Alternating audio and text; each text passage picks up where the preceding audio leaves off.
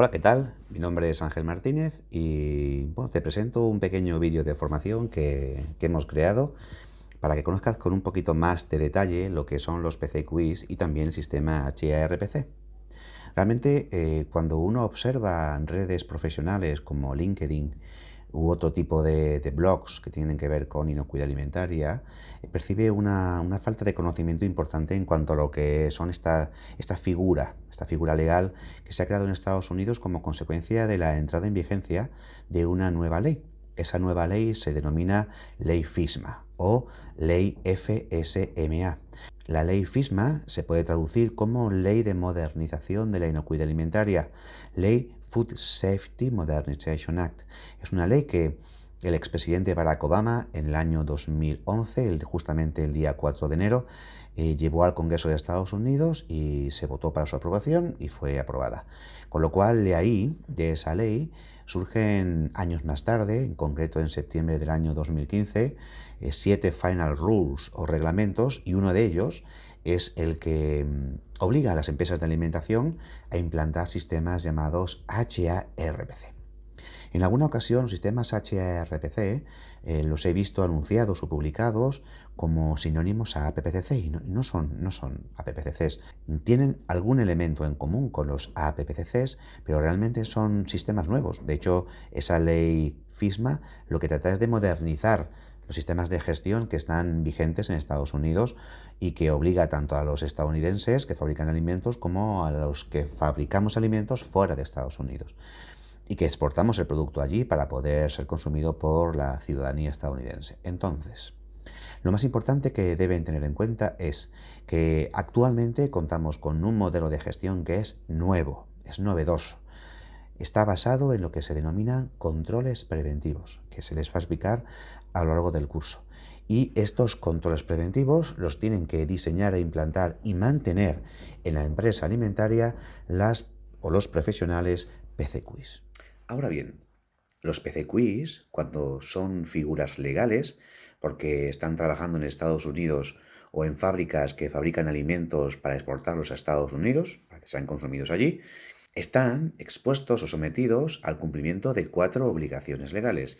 La primera es que los PCQs son los responsables del diseño, de la implantación y del mantenimiento del plan de inocuidad alimentaria para dar cumplimiento a la legislación de Estados Unidos. La segunda, los PCQs son los responsables de verificar todos y cada uno de los registros que surjan tras aplicar los controles preventivos. Dichos controles preventivos los veremos posteriormente. La tercera responsabilidad legal es que los PCQs son los responsables de realizar o supervisar los estudios de validación que vayan a permitir obtener límites críticos que son requeridos en los controles preventivos de proceso. La FDA solo obliga legalmente a que se realicen estudios de validación cuando se requieren obtener límites críticos para aplicarlos a controles preventivos de proceso. El resto de controles preventivos que veremos, tanto los de alérgenos como los de saneamiento, así como los de cadena de suministro, no son requeridos legalmente estudios de validación para obtener criterios de inocuidad o no inocuidad. Y la cuarta y última obligación legal es que los PCQs son responsables de hacer un reanálisis completo de todo el plan de inocuidad alimentario, al menos en un periodo máximo de 3 años, siempre y cuando no haya ninguna otra situación que obligue a actualizarlo, a revisarlo con mucha mayor periodicidad o frecuencia. Por ejemplo, si cambiásemos de proveedores o de materias primas, o si hubiese producido algún retiro asociado a nuestros productos, o también quizás, por ejemplo, que se pueda producir una reclamación por clientes que tenga que ver con inocuidad o resultados adversos en analíticas de producto acabado, etcétera, etcétera. Todo eso obligaría, como es lógico, a realizar un reanálisis con mayor frecuencia a los 3 años legalmente planificados en Estados Unidos. Es lógico pensar que si los responsables PCQs tienen que revisar los registros que surgen de la aplicación de controles preventivos, haya un plazo máximo para poder hacerlo. Legalmente, en los Estados Unidos, los PCQs tienen un máximo de 7 días hábiles para poder hacerlo. Eso significa que en la gran mayoría de las empresas que fabrican para Estados Unidos van a tener que contar como mínimo con 1 o 2 PCQIs, porque la figura PCQI, cuando llegue vacaciones o cuando llegue incluso alguna enfermedad a ese profesional, va a tener que ser sustituido para que pueda dar cumplimiento legal a través de la verificación de esos registros. ¿Cuáles son los componentes de un sistema HARPC? El sistema HRPC exige que haya por una parte los denominados 6 elementos básicos y por la otra los 4 procedimientos de implantación. Los elementos básicos están formados en primer lugar por un análisis de peligros, controles preventivos de proceso, controles preventivos de saneamiento, controles preventivos de alérgenos, controles preventivos de cadena de suministro de proveedores y un plan de retiro. Esos son los 6 elementos básicos del plan. Y para garantizar que eso se lleva a la práctica y funciona y es eficaz, nos obliga a desarrollar los denominados 4 procedimientos de implantación. Estudios de validación sería el primero, procedimiento de monitoreo sería el segundo, procedimiento de verificación sería el tercero, procedimiento de acciones correctoras sería el cuarto. Los PCQIs o individuos calificados en controles preventivos, esas figuras legales que comentábamos, son personas profesionales, normalmente responsables de calidad o de inocuidad alimentaria, técnicos, también a veces se pueden incluir a gerentes, a responsables comerciales, a responsables de producción o de mantenimiento con esta formación, pero en definitiva son aquellos profesionales que van a poder prácticamente participar para poder establecer y diseñar un buen sistema HRPC. En esta lección 1 lo que vamos a ver es la introducción al sistema HRPC. Es muy importante que entiendan cuál es el origen, de dónde viene este sistema, para entender, como es lógico, cuál va a ser la repercusión que va a tener en la industria y la necesidad de que nosotros, los técnicos en inocuidad alimentaria, lo conozcamos y lo podamos implantar. Os pongo un vídeo de 7 minutos que espero que os guste. Hasta ahora.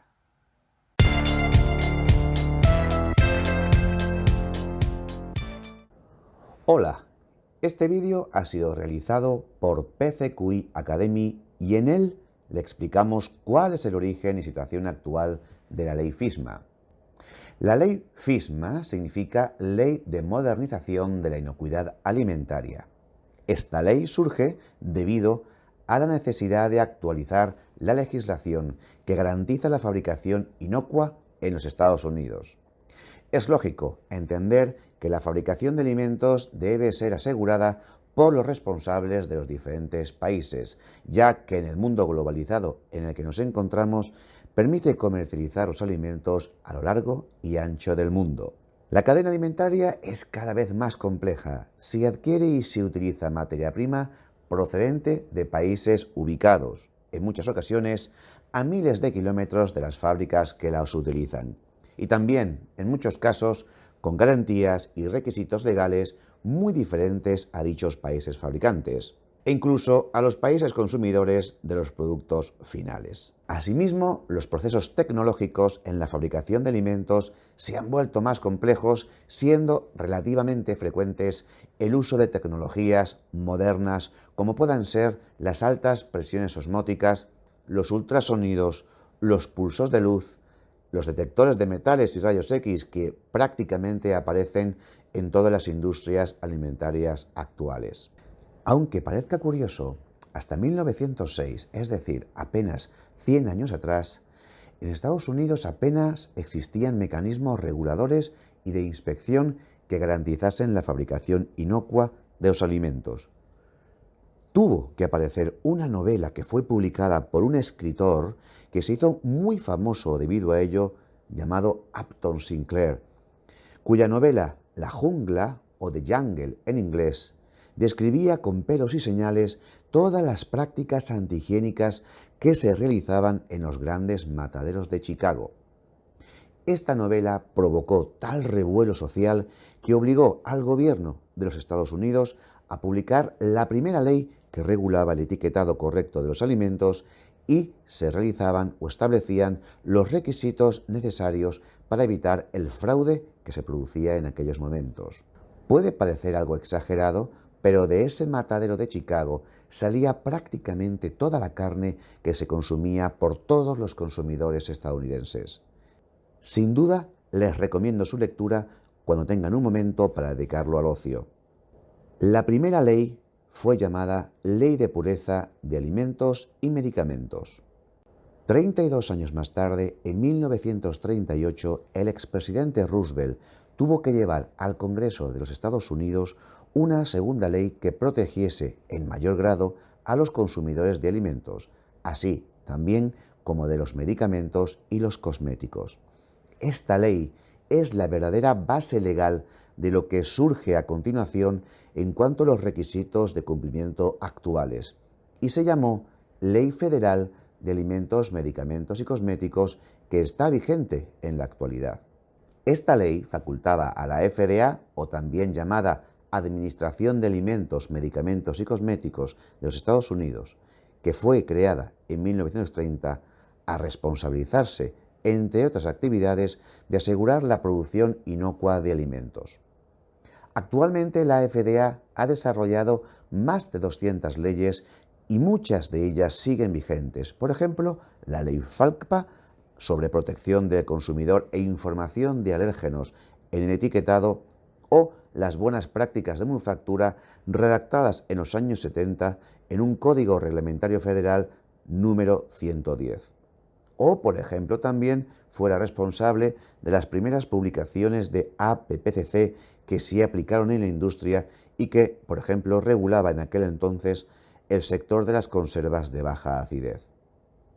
Años más tarde, ya en 2008, ocurrió el mayor recall de la historia de Estados Unidos. Una empresa llamada PCA vendió como materia prima a sus clientes fabricantes pasta de cacahuete contaminadas con salmonela, lo cual, debido a la falta de control de sus clientes procesadores, permitió sacar al mercado ni más ni menos que casi 3.900 referencias de alimentos contaminados, afectando prácticamente a casi 200 empresas, y originó 9 muertes y 714 enfermos, llegando a afectar prácticamente a todos los estados de Estados Unidos.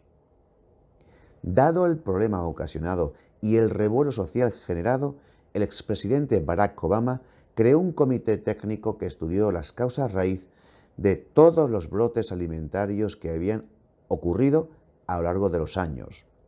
Y junto con el CDC, o Centro de Control de Enfermedades de Estados Unidos, decidió llevar al Congreso de Estados Unidos una nueva ley el 4 de enero del año 2011.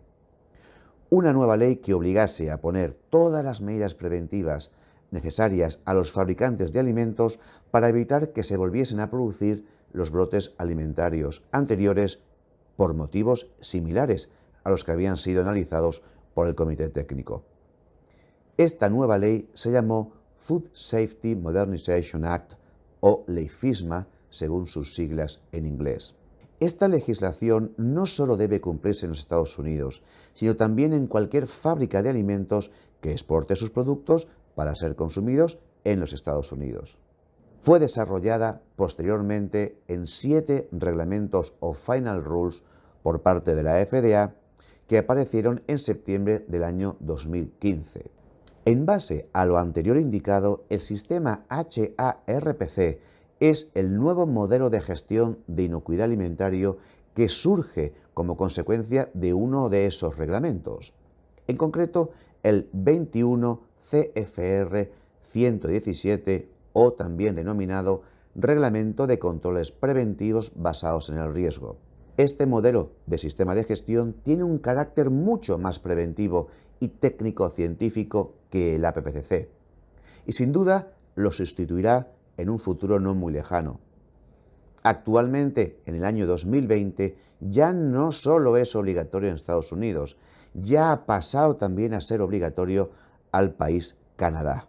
Así que, sin duda, el HARPC viene para quedarse y es hora de aprenderlo. Reciban un saludo de mi parte, Ángel Martínez. Bueno, una vez finalizado lo que es el vídeo presentación de introducción al HARPC, ahora ya estamos en condiciones de poder arrancar con lo que es el diseño documental de este modelo novedoso. En principio, Aunque no es obligatorio, al menos desde el punto de vista de los Estados Unidos, la creación, la elaboración de lo que se denominan etapas preliminares, sí que es cierto que es altamente recomendable que lo realicen en sus empresas, para dar, evidentemente, cumplimiento a los posteriores requisitos legales que vendrán a continuación. Cuando hablamos de etapas preliminares no hablamos de prerequisitos. Esta diferenciación tiene que ser necesariamente entendida porque las GMPs, los prerequisitos de higiene y trazabilidad, son elementos básicos que cualquier fábrica alimentaria tiene que desarrollar, evidentemente para mantener unas condiciones mínimas a nivel ambiental, a nivel operativo.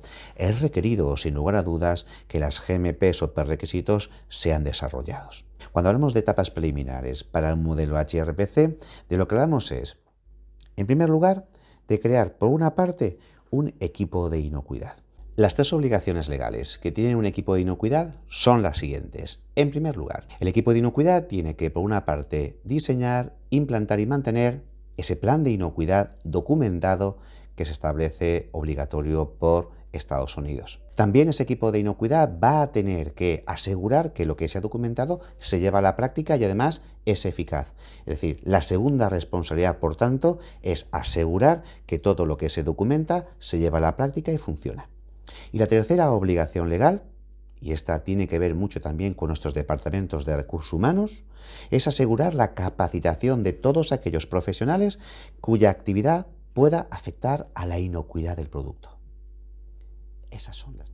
En este caso, cuando hablamos del equipo de inocuidad alimentario, es recomendable introducir al gerente para que, en el caso de que tengamos la necesidad de que sean aportados recursos para mejorar, para cambiar, para adaptar ciertas situaciones actuales en la empresa, sea mucho más fácil conseguirlo. Lo que también es muy interesante es que el equipo sea multidisciplinar y eso implica siempre que no solamente haya personas de calidad, porque en algunas ocasiones se observan equipos de inocuidad o equipos APPCC de forma similar en el que hay 5, 4, 3 personas de calidad y eso no es un equipo multidisciplinar, es un equipo, pero no aparecen disciplinas como producción, como mantenimiento, como logística, como a veces compra, como también es comercio internacional, etcétera, etcétera, etcétera. Así que lo recomendable es que haya representantes de diferentes disciplinas que pudiésemos, tener presentes dentro de la empresa. Segunda etapa preliminar. La segunda etapa preliminar está centrada en lo que es la descripción del producto y la distribución. Esto es muy parecido a lo que hacemos evidentemente en Europa.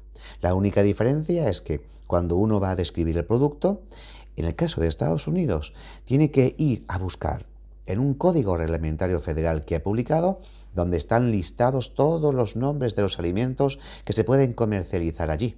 Entonces es muy importante que el nombre del producto esté asociado directamente a los nombres de productos comercializables que están listados en los códigos reglamentarios federales de los Estados Unidos. Vale. Una vez que esto está claro, pasaríamos a la etapa preliminar número 3.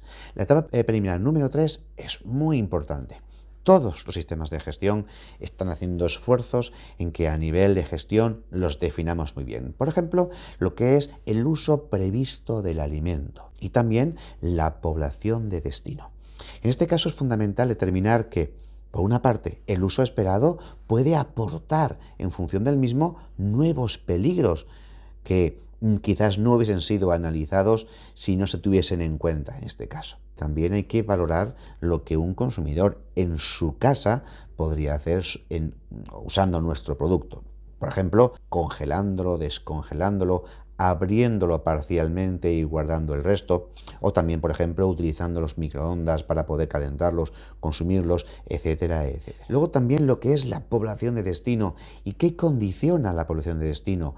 La gravedad. La gravedad de esos peligros que pueden ir asociados a nuestros alimentos. Cuando la población de destino pueden ser personas mayores, inmunosuprimidos, pueden ser niños muy chiquitines, pueden ser diabéticos, hipertensos, como es lógico, cuando uno evalúe la gravedad de los peligros, en etapas posteriores que vendrán, luego etapas siguientes, lo que tenemos que hacer evidentemente es considerar esas gravedades más altas.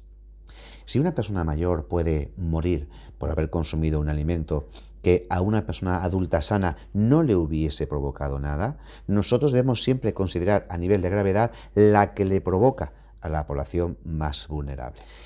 La etapa preliminar número 4 consiste en elaborar un diagrama de flujo y describir los procesos.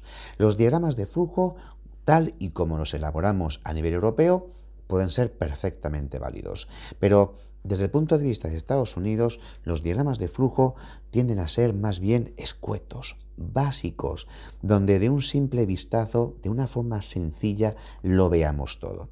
Si lo que hacemos es un diagrama de flujo que es muy complejo, en el que aparecen la identificación de muchos datos sobre refrigeración, sobre congelación, presiones atmosféricas, tiempos de tratamiento, etc., todo eso hace que el diagrama de flujo sea más difícil de interpretar. Por tanto, junto a este diagrama de flujo, lo que se nos va a insistir es que tengamos en cuenta o hagamos una descripción de los procesos que anteriormente hemos descrito en forma de diagrama, pero ahora por escrito.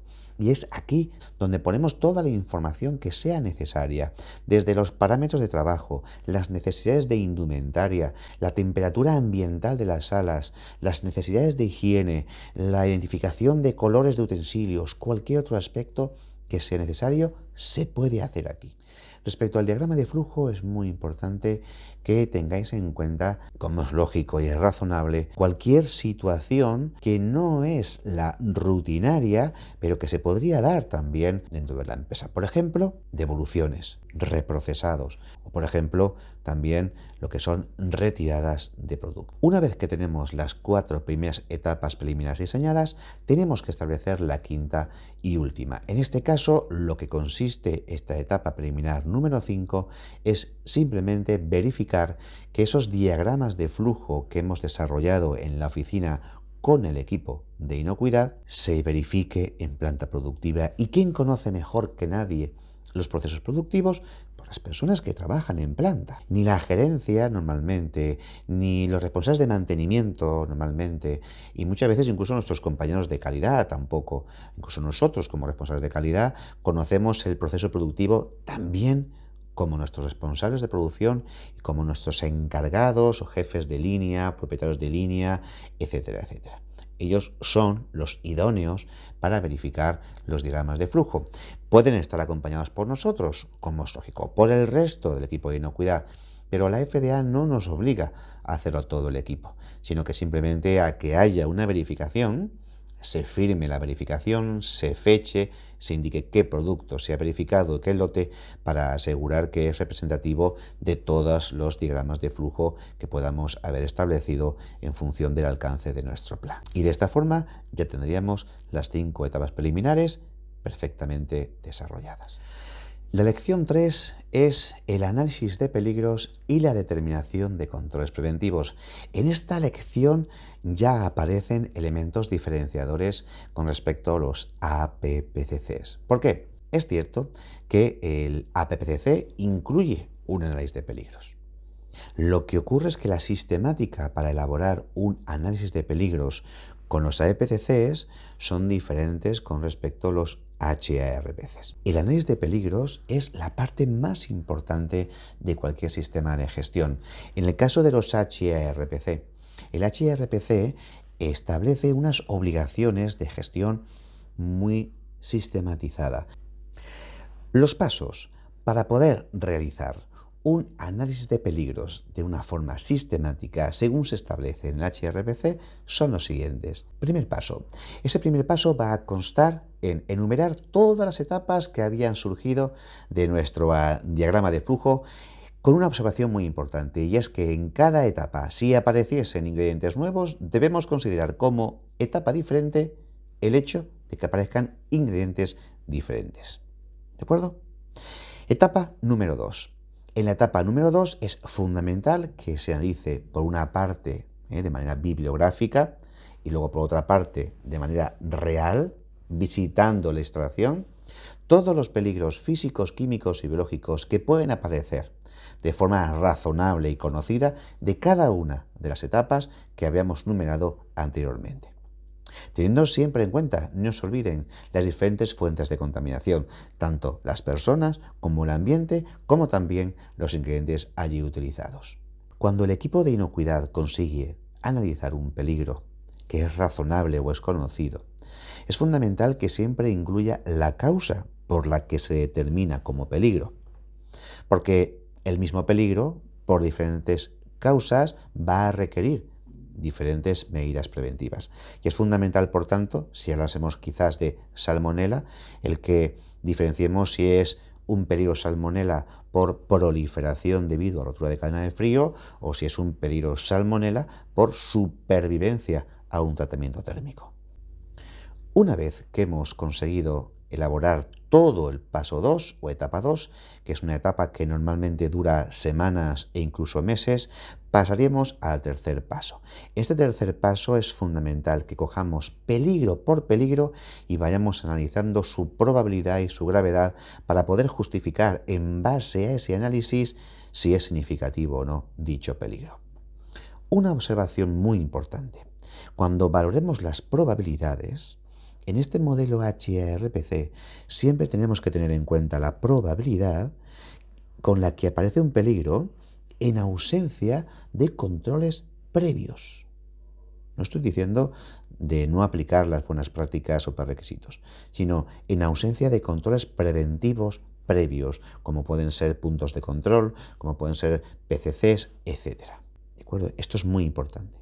Etapa 3. En esta etapa 3 lo que vamos a tener en cuenta es, para cada uno de los peligros analizados en la etapa anterior, número 2, es valorar la gravedad, siempre teniendo en cuenta la población más vulnerable o más susceptible frente al peligro, con respecto a lo que es la probabilidad de aparición del peligro en el producto final. Pero es fundamental que tengan en cuenta que cuando se valora la probabilidad en los HRPCs, siempre se valora en ausencia de controles preventivos previos. Es decir, que no podemos tener en cuenta para el cálculo de probabilidad que hayamos establecido controles preventivos que ayuden a eliminar o a reducir esa probabilidad de aparición. Esto es un concepto fundamental para que entiendan la diferencia de un modelo HRPC con un modelo APPCC. Una vez que hemos valorado la probabilidad y la gravedad en ausencia de controles previos para cada uno de los peligros que surgen del análisis del paso 2, entonces nos toca valorar qué tipo de control preventivo de los 4 que hay tenemos que asociar solo a los peligros significativos que hayan surgido del análisis. Los controles preventivos son de 4 tipos: de proceso, alérgenos, saneamiento, cadena de suministro. El control preventivo de proceso es absolutamente similar a un PCC. Se puede considerar como idéntico, incluso vamos a ver cómo se gestionarán con los propios formularios de un PCC. Es absolutamente igual. Los controles preventivos de alérgenos sí que es verdad que siguen una gestión parecida a un PCC, pero van destinados sobre todo a la recepción de etiquetas que colocaremos con información alergénica y también al propio proceso de etiquetado envasado con dicha información. El control preventivo de saneamiento va destinado básicamente a asegurar que el procedimiento de limpieza, que elimina alérgenos, o el procedimiento de desinfección, que elimina patógenos, que suelen ser normalmente los mayores peligros significativos que suele haber, en este caso garantizan la eliminación del peligro.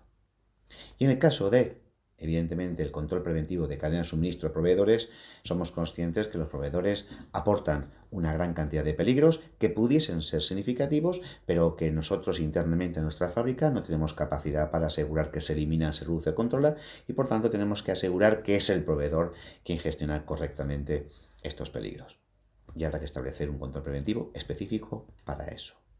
Por último, para acabar esta lección, nos queda buscar todos los controles preventivos de la misma naturaleza, hay 4 tipos, en los que en la etapa en la que aparezca es donde se lleva a la práctica. Es decir, si cogemos el formulario que tiene en la imagen, que es el formulario que además ha establecido la FDA como recomendable para establecer los HRPCs, podemos observar cómo en la columna 6 se nos hace una pregunta en la cual se indica si el control preventivo, del tipo que sea, se va a llevar a cabo en la etapa en la que estamos haciendo el análisis o se va a hacer anteriormente o posteriormente. En el análisis que hagamos en la que aparezca en la columna 6 un sí, tendremos que coger toda esa fila y separarla con respecto a los demás controles preventivos. Agruparemos, por tanto, juntos los de proceso, los de saneamiento, los de cadena de suministro y los de alérgenos, porque cada uno de esos controles preventivos los vamos a gestionar de forma diferente en las siguientes lecciones. Vamos a por ellas. Lección 4. En esta lección lo que vamos a ver son los controles preventivos de proceso. ¿Qué es un control preventivo de proceso? Pues es absolutamente similar a los PCCs. Es decir, son todos aquellos procedimientos, prácticas y procesos que nos van a permitir reducir, controlar o eliminar a través de un procesado un peligro hasta niveles de inocuidad. El formato que se utiliza para hacer la gestión del control preventivo de proceso es absolutamente parecida a lo que es el PCC, que la gran mayoría de fábricas europeas utilizan. En estos formularios lo que hacemos es trasladar la columna 1 y 2 del formulario utilizado para el análisis de peligros al nuevo formato del control preventivo de proceso, en los que nos quedaría por definir lo que son límites críticos y evidentemente los procedimientos de monitoreo, el qué, el cómo, quién y con qué frecuencia, el procedimiento de acción correctiva y el procedimiento de verificación. Así también, como es lógico, como los registros que van a dar o permitir asegurar que todo ese control preventivo se ha llevado a la práctica de una forma completa y además ha sido eficaz. En el caso de los controles preventivos de proceso, es muy importante asegurar que los límites críticos que se establecen procedan de estudios de validación. En los cursos PCQI normalmente siempre hablamos de una forma detallada de la importancia que tiene la validación en la obtención de unos valores o rango de valores, pueden ser valores máximos o mínimos, que son los que vamos a utilizar para que, llevados a la práctica, se asegure la eliminación, reducción o control del peligro para el cual iban destinados. Muchas industrias o muchas fábricas están cogiendo datos que son publicados en bibliografía científica, que son publicados por guías sectoriales, sin ni siquiera asegurar que con sus productos, con su maquinaria, en sus condiciones de trabajo, funcionan con garantía estadística. Y es un grave error que está cometiendo la industria europea y eso lo está permitiendo tanto BRC como IFS, ya que no exige que ese estudio de validación se haga de forma específica con pruebas que se realicen en la propia planta producto. Es fundamental que el estudio de validación se haga en la propia empresa, que se lleven a cabo pruebas en las peores condiciones de fabricación, productos que estén dentro del alcance de los sistemas HRPC para asegurar que los parámetros de trabajo del proceso, si son alcanzados, se consigue eliminar, reducir o controlar el peligro, con unas garantías estadísticas.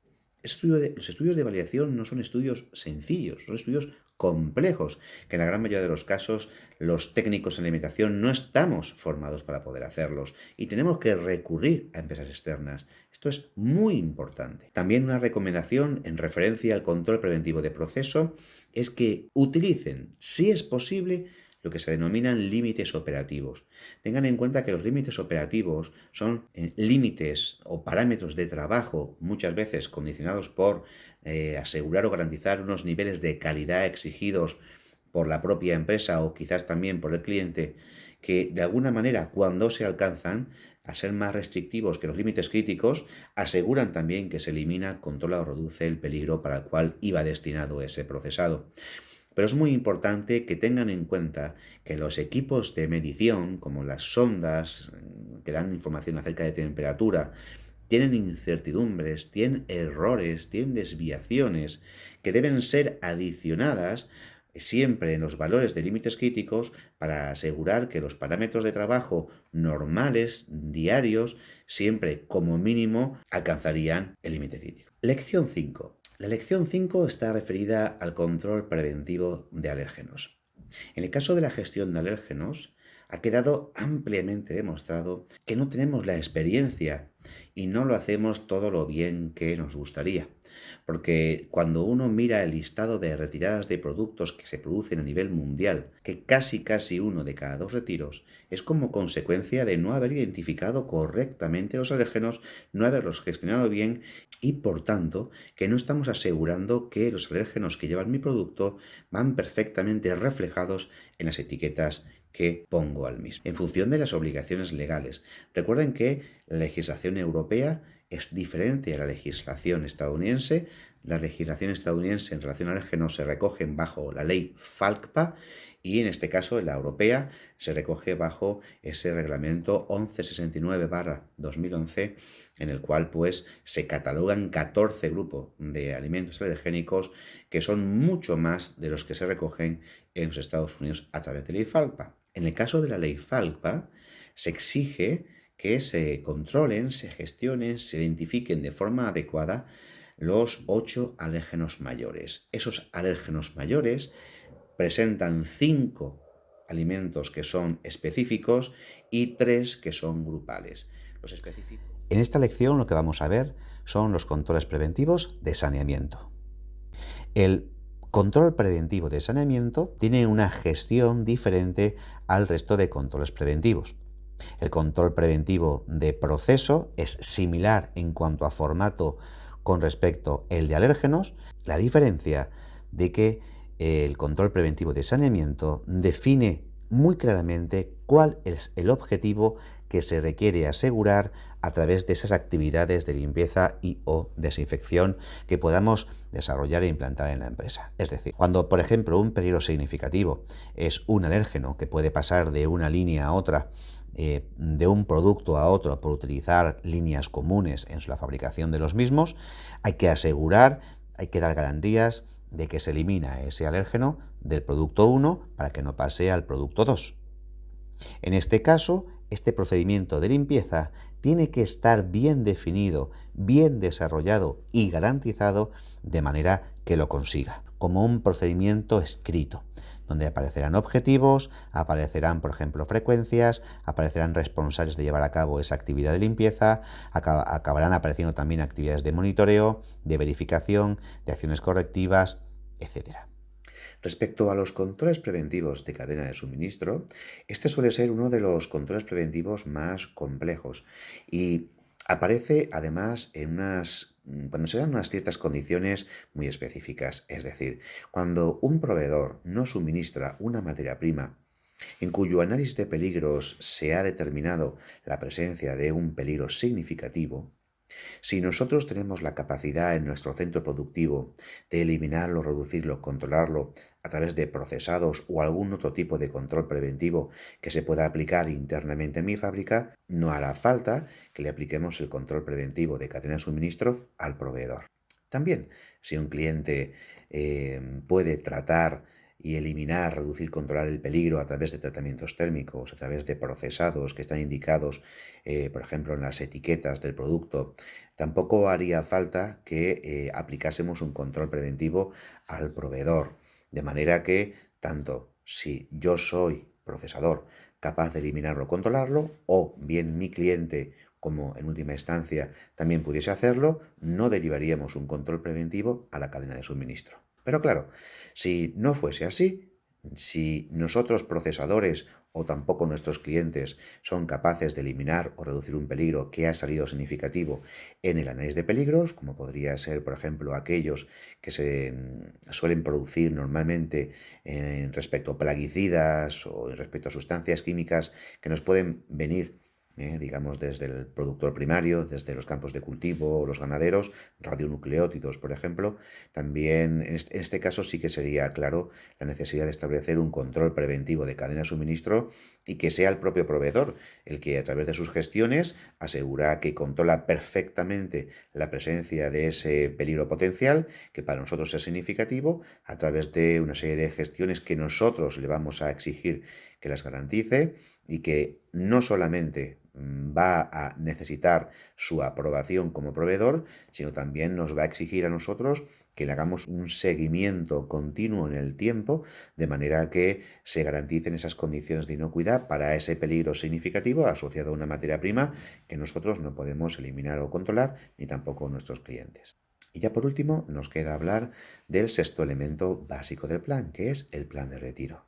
El plan de retiro es uno de los procedimientos que desde mi punto de vista son más importantes, porque lo que van a tratar de asegurar es una actuación eficaz, adecuada, ante la presencia de un peligro en un alimento que no hemos sabido eliminar, reducir o controlar, que ha salido al mercado y que puede tener un daño potencial al consumidor estadounidense debido a la presencia de ese contaminante. Los retiros los podemos clasificar en tres tipos. Desde luego, se ordena la tipología del retiro en función de la gravedad que puede provocar la presencia de ese peligro en el producto al consumidor que va a ingerir. Los peligros tipo 1 son aquellos de gravedad categorizado al, en función de las categorías que hayamos diferenciado los niveles de gravedad en nuestra empresa. Pero los peligros, desde luego, que pueden producir muerte o daño crónico en el consumidor, siempre tienen que ser categorizados como peligros tipo 1 que generan retiros tipo 1. Estos retiros tienen que gestionarse de una manera muy eficaz porque, como es lógico, las consecuencias pueden ser muy dañinas para la población. El segundo tipo de retiro es el retiro tipo 2, que es el que suele contener peligros de, digamos, categoría 2 en cuanto a nivel de gravedad, es decir, una gravedad media. La gravedad media se suele considerar aquella que produce como mínimo un ingreso hospitalario.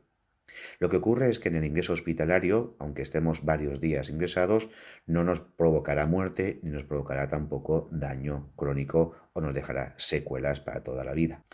El último tipo de retiro es el retiro tipo 3, que es el que incluye peligros de menor gravedad, gravedad baja, es decir, que como mucho nos puede provocar una ligera gastroenteritis, un malestar, algo de fiebre, dolor abdominal o diarreas. En definitiva, no va a ser necesario ser ingresado en ningún hospital, por lo tanto no va a tener una gravedad importante en la población final. En función del tipo de retiro que podríamos tener en base al alimento que fabricamos y exportamos, desde luego la empresa tiene que prepararse de una forma eficaz, de una forma garantista, de manera que tanto el equipo de retiro como los coordinadores, la persona que va a gestionar ese equipo de retiro, lo hagan de una forma competente y todas las vías de comunicación, los contactos, cualquier persona involucrada en el retiro pueda participar de una forma activa y siempre también de una forma que garantice una actuación rápida para sacar del mercado el producto que contiene el peligro. Por tanto, el equipo de retiro va a ser fundamental que se designe a personas específicas tanto dentro de la empresa como fuera de la empresa. Los equipos de retiro pueden incluir responsables de calidad, responsables de producción, de mantenimiento, la alta dirección de la empresa, responsables comerciales, personas que internamente nos van a ayudar a trabajar rápido y de forma eficaz en el caso de que tenga que ser necesario actuar en este caso. Pero también pueden incluir a personas externas, pueden incluir asesores científicos, pueden incluir, como es lógico también, a bufete de abogados, a representantes de los ministerios de sanidad, en este caso de España, al importador, a los agentes de Estados Unidos que son obligatorios por ley de bioterrorismo del año 2002, cualquier persona interesada, pero nunca se olviden en que la FDA tiene responsables por los diferentes estados que hay en Estados Unidos que tienen que conocer la presencia o la activación de ese retiro para actuar también, en este caso, los organismos asociados a la propia FDA.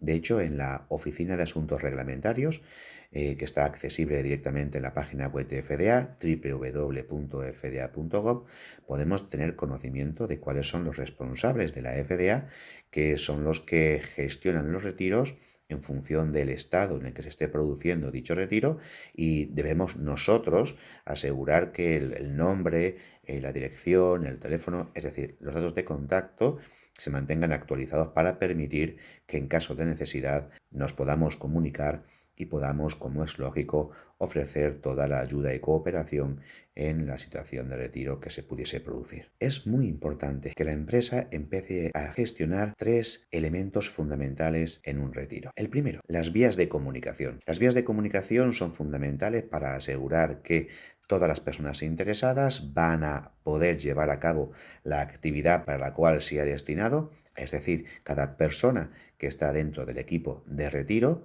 bajo la supervisión de un coordinador de retiro, que tiene que ser, como es lógico, una persona con capacidad de liderazgo, con capacidad de tomar decisiones, que puedan gestionar de forma eficaz el retiro. Es muy importante también que tengan puntos de contacto de empresas de transporte de alimentos para que en el caso de que haya que hacer un retiro y sacar el producto de las tiendas o supermercados, podamos llevarlos a zonas habilitadas como pudiesen ser almacenes, para luego posteriormente gestionar, una vez evaluado el producto, qué decisión tomaremos en relación a su destrucción, a su reprocesado o incluso a su puesta de nuevo en el mercado en función de lo que haya sucedido en el caso del retiro. Lo que sí que es muy importante, y en este aspecto sí que se hace mucho hincapié por parte de las autoridades de cualquier país, es que es fundamental que el plan de retiro se lleve a la práctica con una cierta frecuencia a través de simulacros. Los simulacros son muy importantes. Es fundamental que cuando se haga un simulacro participe la gran mayor parte del equipo de retiro, sobre todo aquella que pertenece a la empresa. No sirve de nada que se haga un simulacro en el que solo participan 2 o 3 personas de un equipo de calidad, suelen hacerlo los responsables de calidad de las empresas, y no participen el resto de compañeros, que se les asignó un rol de actuación en cuanto a lo que es búsqueda de documentación, en lo que es comunicación con FDA, en cuanto a lo que es, por ejemplo, toma de decisiones para activar lo que es el gabinete de crisis, los cuales, en este caso, si no se les recuerda a través de simulacros, cuando ocurre en la realidad, realmente no es eficaz el retiro y, por tanto, ponemos en peligro al consumidor en Estados Unidos o en cualquier país en el que se haya destinado el producto elaborado.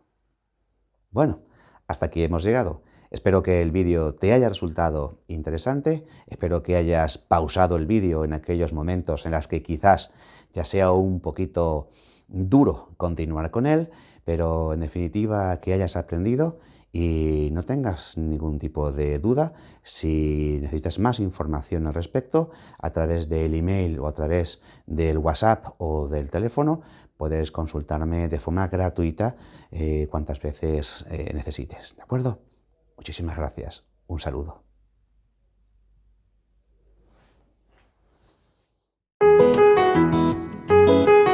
Las GMPs actualizadas o buenas prácticas de manufactura. El Plan de Inocuidad Alimentaria no es un programa independiente, sino más bien parte de un sistema mucho más grande de inocuidad alimentaria. Los programas que sirven de cimientos al sistema de inocuidad alimentaria suelen llamarse programas de prerequisitos. El término se acuñó para indicar que deben instaurarse antes siempre de poner en práctica los sistemas basados en el APPCC, a fin de manejar eficazmente el riesgo que acarrean los peligros transmitidos por alimentos. El reglamento sobre buenas prácticas de manufactura que están vigentes se ocupa particularmente de los requerimientos para muchos programas de prerequisitos. No olvide que hay otros programas que probablemente se apliquen a la mayor parte de las instalaciones, tales como especificaciones de proveedores o de producción y manufactura. A continuación, le voy a mostrar ciertas definiciones que son muy interesantes para poder entender el contenido de esta lección. Programa de prerequisito. ¿Qué son? Los programas de prerequisitos no son más que procedimientos, incluidas las buenas prácticas de manufactura, o BPMs, que brindan las condiciones básicas ambientales y de operación necesarias para apoyar el plan de inocuidad alimentario. ¿Y qué es el sistema de inocuidad alimentario? Pues no es ni más ni menos que el resultado de implantar el plan de inocuidad alimentaria con todos sus elementos de apoyo. Como no puede ser de otra forma, los programas de prerequisitos proporcionan las condiciones básicas ambientales y de operación que se necesitan para apoyar el plan de inocuidad alimentaria, y en algunos casos estos programas son parte de dicho plan. Muchos de estos programas son exigidos por la legislación, por ejemplo, las BPMs. Los programas específicos de prerequisitos, que son exigidos por legislación, podrían variar, dependiendo del tipo de alimento producido o, por ejemplo, de las instalaciones en donde se procesa o se conserva un alimento. Algunas personas utilizan los términos programa de prerequisitos o prerequisitos de higiene y trazabilidad, o BPMs o CBMPs, que son buenas prácticas de manufactura actualizadas, o buenas prácticas de higiene, procedimientos estándares de operación o de saneamiento, que son sinónimos e intercambiables. Lo más importante siempre va a ser recordar que en estos programas siempre se establecen requisitos fundamentales que son incluidos en cualquier sistema global de inocuidad alimentario. Sin estos programas, quizás el plan de inocuidad alimentario no logre prevenir los problemas de dicho campo. Recuerde, por tanto, que este plan HARPC se focaliza en lo más importante para garantizar la inocuidad del alimento que se esté produciendo. Las BMPs están legisladas y reguladas prácticamente en todos los países del mundo. En Estados Unidos, en concreto, son regulaciones federales que se aplican a todas las instalaciones que fabrican, procesan, envasan o conservan alimentos regulados por la FDA.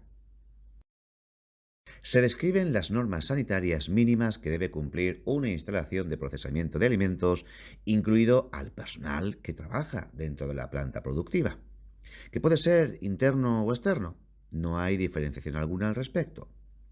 También la planta productiva y los terrenos en los que se encuentra dicha planta productiva, así como diferentes operaciones sanitarias o incluso las instalaciones que presenta la propia fábrica y los controles sanitarios que se hacen de dichas instalaciones, o también el equipo y los utensilios o maquinarias que evidentemente se utilizan para fabricar, así como también los procesos y los controles de dichos procesos.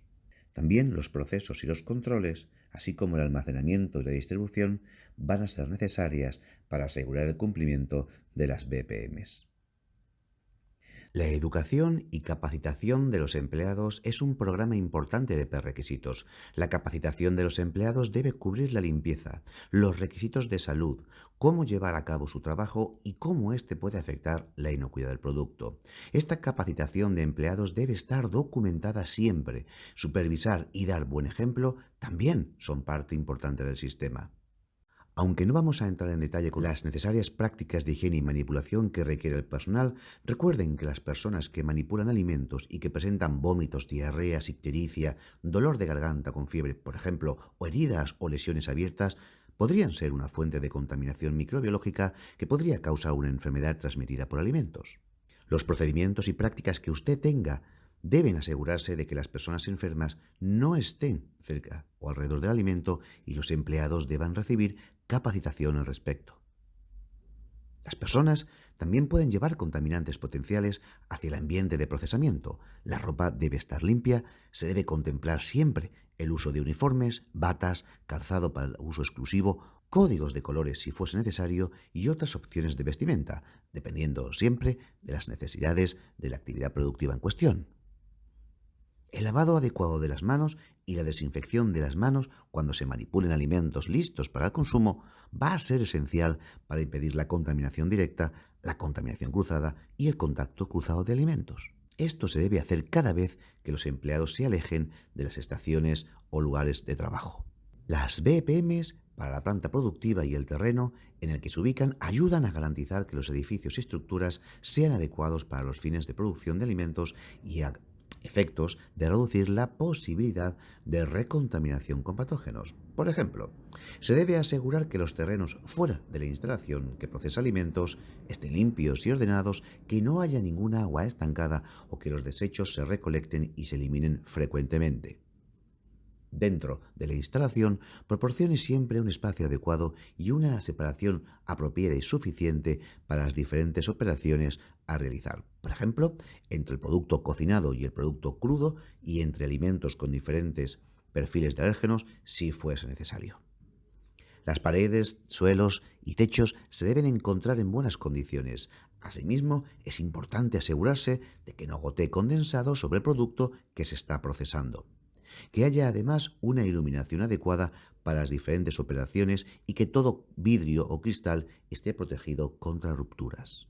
Respecto al tercer prerequisito, operaciones de saneamiento limpieza o desinfección, estas BPMs cubren operaciones específicas que son necesarias para mantener una planta productiva en buenas condiciones de higiene. En toda instalación de alimentos es importante asegurarse de que la planta se encuentre en buenas condiciones y que ninguna limpieza con sustancias químicas ni su almacenamiento contribuya a contaminar el producto. Como las plagas pueden ser vectores de contaminación, también debe evitarse que entren en la instalación. Las superficies de contacto con el alimento deben limpiarse y desinfectarse con la frecuencia necesaria para garantizar que no sean fuente de contaminación. Respecto al cuarto prerequisito de control de plagas, las plagas tales como roedores, aves, insectos, anfibios, etc., salvajes o domésticos, deben excluirse o controlarse en todas las áreas de una instalación de procesamiento o almacenamiento de alimentos. La presencia de plagas puede afectar al saneamiento global de toda una instalación, por lo que es fundamental asegurarse de la eficacia de un control de plagas. Aunque el control de plagas se contrate con una compañía externa, las instalaciones deben asegurarse de que no quede ninguna plaga en la planta productiva. Tome medidas para excluir plagas, por ejemplo, elimine orificios que permitan su entrada y quite también la vegetación o las estructuras que atraigan o sirvan de refugio a las plagas. La eliminación adecuada de los desechos reduce la disponibilidad de una fuente de alimentos o refugio que pueda atraer plagas en un futuro. Quinto prerequisito: requerimientos de instalaciones. Las instalaciones y los controles sanitarios sin duda incluyen el abastecimiento de agua, el sistema de distribución de agua, el alcantarillado y las instalaciones de inodoros, así como las instalaciones para el lavado de manos y la eliminación de basura y desechos. Respecto al abastecimiento de agua y sistema de distribución de agua, lo más importante es que la fuente de agua y el sistema de distribución de la misma, que la transporta al edificio, deba asegurar un abastecimiento inocuo. En muchos lugares del mundo, las autoridades de tratamiento de aguas suelen ser las responsables de asegurarse que la inocuidad de la fuente de abastecimiento de agua y la conducción de la misma por el edificio sean seguras. En estas situaciones, la documentación de una compañía debe incluir las pruebas anuales de calidad del agua que vengan de la autoridad misma. Las instalaciones que utilizan sistemas privados de abastecimiento de agua, como podrían ser, por ejemplo, los pozos, son directamente responsables de monitorear y documentar adecuadamente la inocuidad de la fuente de agua. Las municipalidades y los ayuntamientos de muchas regiones pueden dar también orientación al respecto. Sin lugar a dudas, la temperatura y la presión del agua deben ser adecuadas para el uso en su instalación. Por ejemplo, quizá necesite agua caliente para realizar limpiezas y agua fría para realizar desinfecciones que sean eficaces. A fin de garantizar que el agua sea inocua, se deben impedir las interconexiones entre las tuberías de agua potable y las de agua no potable. No debe ser ninguna interconexión ni la posibilidad de reflujo entre el abastecimiento de agua y las tuberías de fluentes o de aguas negras un problema de inocuidad en la fábrica. A nivel mundial, las regiones desarrolladas suelen tener programas de inocuidad de agua, en tanto que las regiones en vías de desarrollo quizá no tengan un abastecimiento uniforme de agua potable inocua. Por esas regiones se deberían considerar los diferentes peligros potenciales y sus controles necesarios. Respecto al lavado de manos, la desinfección de las mismas y las instalaciones que se utilizan también para los aseos, los empleados, incluso los que están sanos, pueden transportar y desprender patógenos humanos, evidentemente hacia el alimento, por lo que las instalaciones de lavado de manos e inodoros sanitarios son esenciales para la inocuidad alimentaria. Todo establecimiento debe proporcionar instalaciones de lavado de manos diseñadas para asegurarse que las manos de un empleado no son fuente de contaminación de alimentos. Deben, por tanto, disponer de instalaciones adecuadas y convenientes, así como proporcionar agua corriente a una temperatura adecuada. Las instalaciones para lavarse las manos y, cuando sea necesario, para desinfectarlas, deben encontrarse en toda ubicación en donde las buenas prácticas sanitarias exijan utilizarlas. Una capacitación eficaz sobre la higiene de las manos debe prevenir o debe venir acompañada de suministros para lavarse las manos que les eliminen la suciedad, por ejemplo, agua de un solo uso, agua corriente. Los rótulos sobre el lavado de manos también son recordatorios útiles. Debe disponerse de agua a una temperatura cómoda, ni fría ni muy caliente y deben ofrecerse toallas de un solo uso o dispositivos adecuados de secado para impedir la recontaminación. Se requiere de un sistema adecuado también de eliminación de aguas negras. Las instalaciones de inodoros de fácil acceso deben mantenerse siempre en condiciones sanitarias y nunca constituir una fuente de contaminación. Además, las instalaciones de inodoros deben tener puertas de cierre automático que no se abran hacia las zonas de procesamiento. Respecto al equipo y los utensilios, no cabe ninguna duda que los equipos, utensilios, maquinarias se deben diseñar para poder limpiarse y mantenerse en unas condiciones sanitarias mínimas que sean adecuadas para su uso. Por ejemplo, las superficies de contacto con el alimento deben estar hechas de material no tóxico y resistentes a la corrosión. Las uniones que puedan presentar deben ser hechas con soldaduras lisas para garantizar que se puedan limpiar. También el aire comprimido que se introduce en el alimento debe tratarse para que no contenga ningún adulterante y filtrarse adecuadamente para impedir que entren partículas en el alimento. Asimismo, en los equipos de enfriamiento, tal como congeladores y enfriadores, siempre deben estar provistos de dispositivos indicadores de temperatura, tales como termómetros o registradores gráficos. Un sistema de control automático de temperatura o de alarma ayuda a asegurarse de que mantenga las temperaturas apropiadas. Los termómetros y equipos semejantes deben ser exactos, es decir, cercanos a la medida correcta, y precisos, es decir, con un rango de variación mayor o menor, pero que sea adecuada y también, evidentemente, bien mantenidos. Respecto a los procesos y controles, deben ser siempre utilizados para los alimentos y asegurar que el alimento sea apto para el consumo humano. Deben realizarse, sin lugar a dudas, sobre las materias primas e ingredientes, así como las propias operaciones de manufactura. Se deben tomar precauciones adecuadas para asegurarse de que los procedimientos no contribuyan al contacto cruzado de alimentos con los alérgenos que pudiesen presentarse o la contaminación proveniente de cualquier fuente, y minimice la posibilidad de crecimiento microbiano. Cuando el alimento se adultera, por lo general, debe ser rechazado. Por tanto, se necesitan procedimientos adecuados de control de calidad también para garantizar el éxito necesario. Algunas tareas pueden exigir una atención especial. Por ejemplo, el saneamiento global de la instalación debe ser supervisado por individuos calificados que sepan lo que se necesita para mantener unas condiciones sanitarias adecuadas en una instalación de alimentos.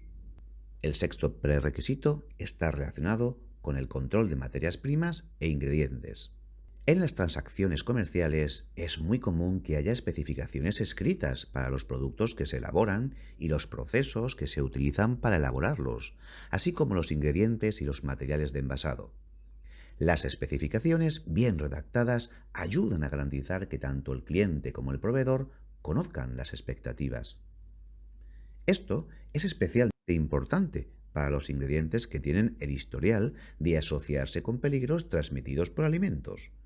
Se deben hacer, por tanto, esfuerzos para conocer a sus proveedores, enterarse acerca de sus instalaciones y prácticas sobre la inocuidad y la calidad de los productos que fabrican. La compra de ingredientes en el mercado abierto, sin conocer las prácticas ni el programa de inocuidad alimentaria del proveedor, podría agregar riesgos a su operativa.